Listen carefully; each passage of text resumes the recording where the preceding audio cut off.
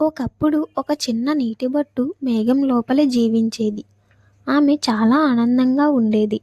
ఆకాశంలో తేలుతూ, గాలితో పాటు పాడుతూ గిరగిరా తిరుగుతూ ఉండేది. ఒకరోజు వానగా మారి ఆ నీటిబొట్టు భూమి మీద పడిపోయింది.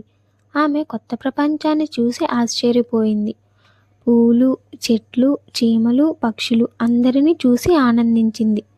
కానీ కొద్దిసేపటికే ఎండ వచ్చింది. ఆ నీటిబొట్టు భయపడి అంది, అయ్యో, నేను ఎండలో ఆవిరైపోతానేమో. అప్పుడు ఒక పెద్ద చెట్టు తన ఆకుతో ఆ బొట్టును కప్పి రక్షించింది. చెట్టు అంది, భయపడవద్దు చిన్న బొట్టు, నా ఆకుపై విశ్రాంతి తీసుకో.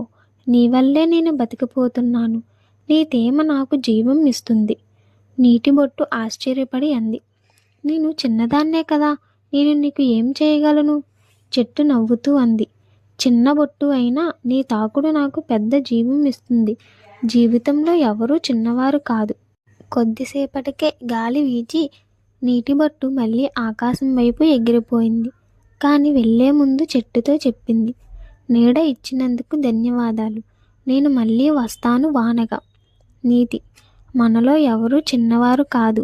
సహాయం చేసే మనసుంటే మనం ఎవరికో ఒకరికి ప్రాణం అవుతాం.